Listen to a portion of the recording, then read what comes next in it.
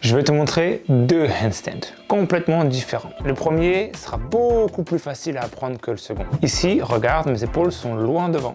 L'avant de mes épaules est au-dessus de mes doigts. C'est ça qui me permet de mettre du poids dans mes épaules et donc de m'équilibrer avec elles. Ça, c'est possible uniquement si je suis assez fort dans mes épaules. Et le résultat, c'est que c'est bigrement plus facile à apprendre que le second handstand. En quelques jours, quelques semaines peut-être, en fonction de ton profil, ça peut être bon. Donc si tu as confiance dans la force de tes épaules, essaye. Et sur le second handstand, mes épaules s'alignent avec le centre de mes mains. Du coup, je ne peux plus les utiliser, ou très peu, pour m'équilibrer. Qu'est-ce qui m'équilibre ?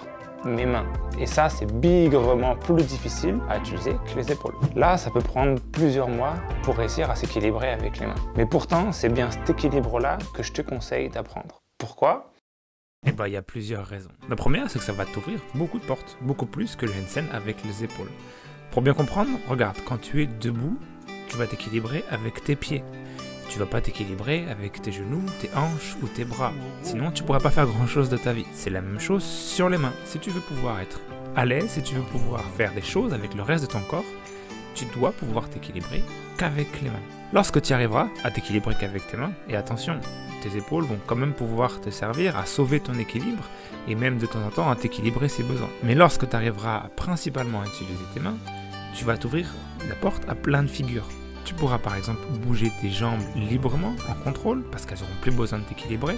Tu pourras aussi bouger tes épaules et faire des figures comme le Mexicain. Et bien entendu, si tu veux un jour atteindre l'équilibre à un bras, savoir utiliser tes mains, c'est indispensable. Le dernier point, qui est quand même très intéressant pour moi, c'est que c'est bien plus dur. En ce sens, c'est bien plus intéressant. Bien plus dur, ça veut dire plus d'apprentissage nécessaire, passer plus de temps à t'entraîner, passer plus de temps à comprendre comment ça marche, le handstand.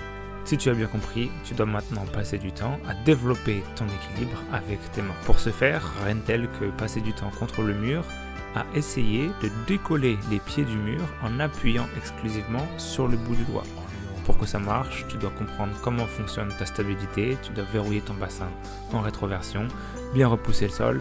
Il y a d'autres points techniques, mais ce n'est pas le sujet de la vidéo. En fonction de ton profil, tu vas peut-être devoir renforcer tes poignets et tes mains pour pouvoir y arriver. Sur ma chaîne, tu vas pouvoir trouver les réponses à pas mal de tes questions sur l'entraînement, donc n'hésite pas à aller voir si tu es un peu perdu. Et moi, je n'ai plus qu'une chose à te dire, c'est ciao, à la prochaine.